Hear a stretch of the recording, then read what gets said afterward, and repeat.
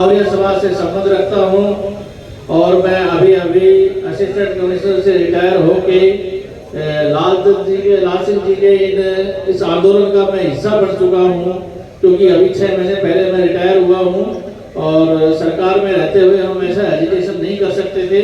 पर अभी हम अपनी जातियों के उत्थान के लिए, हमारे लोगों के उत्थान के लिए हम रोडों पे भी घूमेंगे। जब तक हमारे दम में दम रहेगा हम लाल सिंह जी के साथ रहेंगे।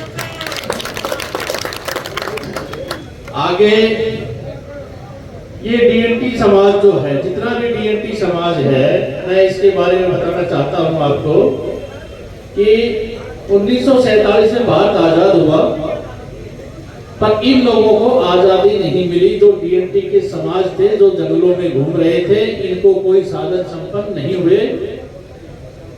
1957 में चुनाव हुए, हम लोग उस टाइम भी जंगल में थे, क्योंकि हमारे ऊपर क्रिमिनल एक्ट लगा हुआ था। हम एक गांव से जब हम दूसरे गांव में जाते थे तो हमें अपने थाने में हाजिरी लगा के जानी पड़ती थी, और हम जब दूसरे थाने में जाते थे वहां पे भी सरपंच साहब को हमें थानेदार साहब को अपनी हाजिरी देनी पड़ती थी। तो ये क्रिमिनल एक्ट हमारे ऊपर लगा हुआ था।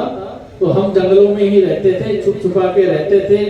जैसे भी हम ये डीएनटी का समाज रहता था, वो आपको सबको सर्वविदित है, आपने पढ़ भी रखा है।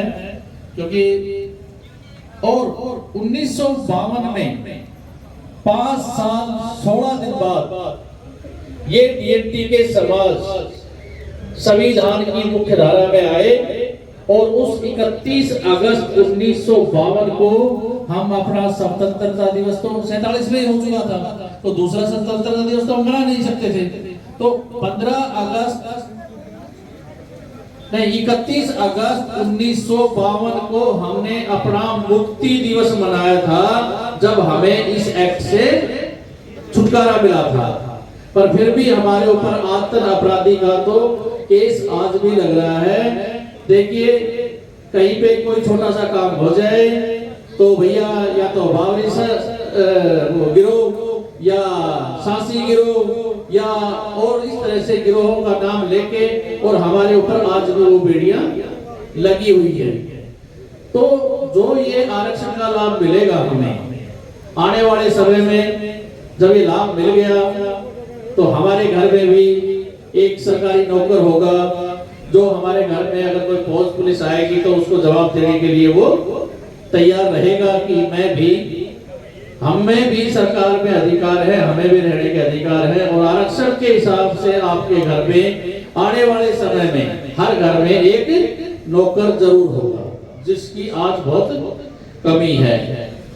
तो साथियों, ये पिछले 35 साल की नौकरी में मैंने पीड़ा सही है कि मैंने देखा कि इन विमुक्त समाजों से, डीएनटी समाजों से कोई भी हमारा बड़ा अफसर नहीं बढ़ा।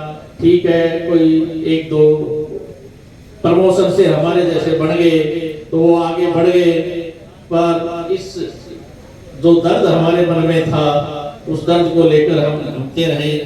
और अंत मैंने जब रिटायरमेंट लिया तो मेरे को कुछ लगा कि हाँ, जो लाल सिंह जी हमारे समाजों के लिए कर रहे हैं वो बहुत बड़ा काम कर रहे हैं। तो मैंने इनको आश्वासन दिया कि लाल सिंह जी, जहाँ जहाँ आप चलेंगे आपके पीछे पीछे मैं चलूँगा। आपको जो भी तकलीफें होंगी हम आपके साथ तकलीफ भी सहेंगे, हम आपके साथ रहेंगे। तो अंत में समय हमारे पास बहुत कम है, मैंने एक छोटी सी कविता